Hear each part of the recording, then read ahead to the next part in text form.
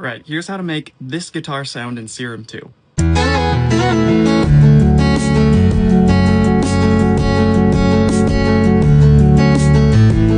First, start with a fresh instance and go into the wavetable editor. We won't be needing all these shapes, so go ahead and delete all of them except for the saw and the square. Next, right-click up here in the Phases section, hit Randomize All, and repeat for the other frame. Then give it a spectral morph and exit out of the editor. First, the phase has been set to 0 degrees, phase random 13, 9 voices, the tiniest amount of detune, unison width just as low as I can stand, and this much of the first warp into the unison.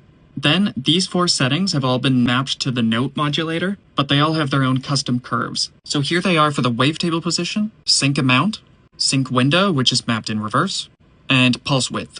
Also, the level is mapped to envelope 2, which looks like this, and it's being routed directly to filter 1. The cutoff is also routed to envelope 2, as well as note and velocity, which is also going to the output level, and the velocity is also being routed to this attack on envelope 2. This noise oscillator, which is ARP white, sent directly into filter 2, is acting as the transient, or like the picking sound.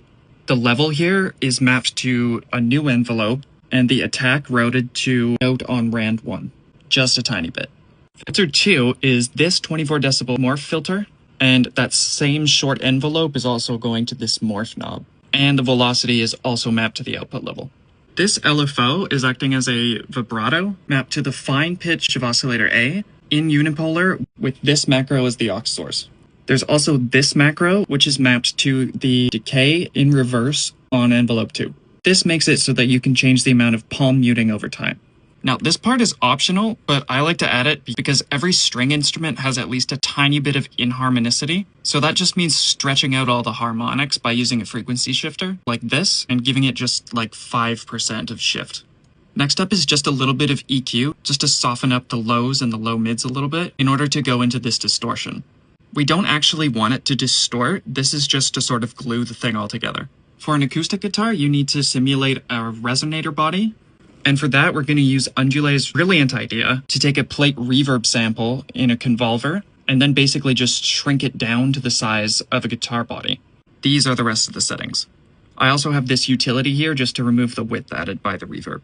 So that's it. Let me know if there's like another instrument or a specific guitar tone that you'd like to learn how to make. Now, again, all 7 of the patches I made are available on my Patreon, so if you're interested in that, consider becoming a member. Thanks for watching.